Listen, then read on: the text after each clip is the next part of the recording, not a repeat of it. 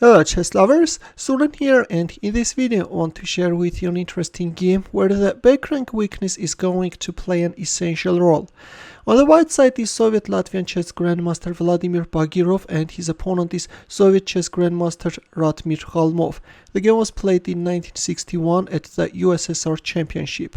Bagirov opened up with e4, to which Kholmov responded with e5, knight f3, knight c6, bishop b5. Ruy Lopez is on the board, against which Kholmov chose the Schliemann defense f5.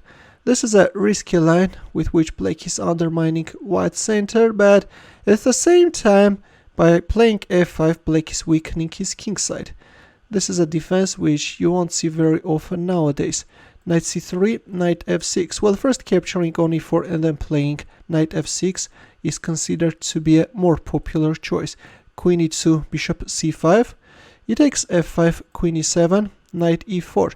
Well, winning the central pawn won't give white much. In this case, black has actually a nice compensation. Black has a nice bishop pair, and black can also castle queenside, thus getting a very active attacking position. Instead, in our game after queen e7, we see knight e4.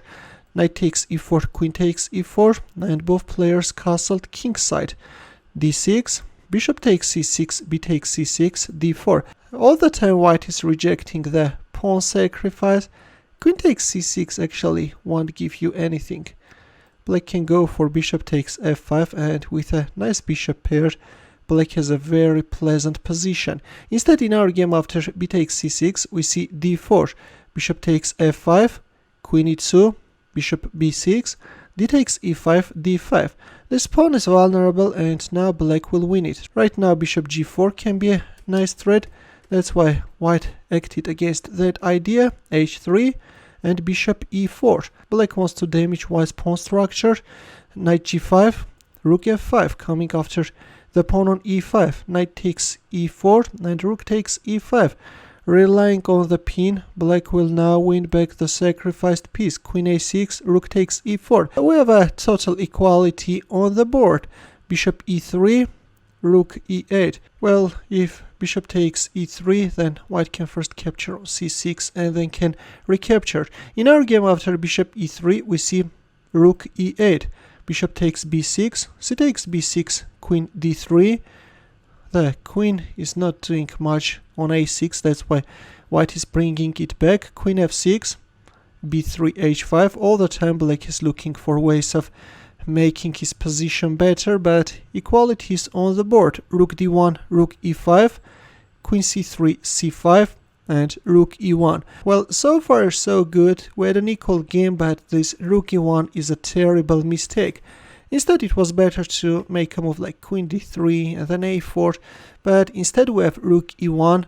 And as we have reached the critical position, please pause the video and try to find the winning line for black. Ready? In here, Ratmir Kholmov first captured on e1, and once white recaptured, made a devastating move. And that move is an absolutely staggering rook e2. Look at this beauty, guys. A very powerful move with which black is not only opening up the queen's diagonal, but also the rook is taking under control two essential squares, and now queen takes f2 is also a very dangerous threat.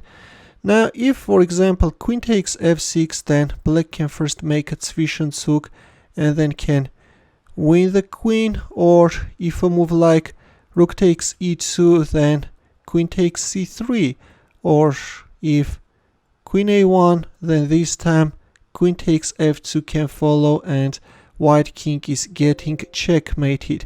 That's why after this powerful rook e2 move, Vladimir Bagirov capitulated. In the end, a chess puzzle for you, a thematic one, where the task is to find the winning line for white. It's white to move, and I will wait for your answer in the comment section. Thanks for watching. Here are more suggestions for you. Feel free to check them out as well. I will see you in my next video. Take care.